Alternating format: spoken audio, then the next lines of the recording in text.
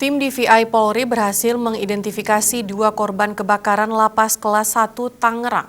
Total saat ini sudah mencapai 7 korban yang berhasil diidentifikasi dalam insiden kebakaran tersebut.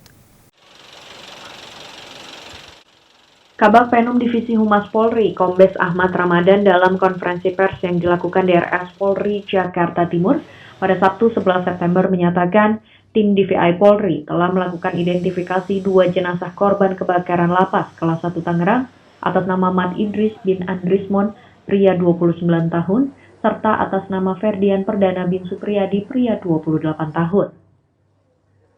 Pengidentifikasian kedua korban dilakukan tim DVI Polri dengan melihat rekam medis dan DNA korban. Jumlah korban yang telah berhasil teridentifikasi pun sebanyak 7 orang, dan sebanyak 34 orang belum teridentifikasi.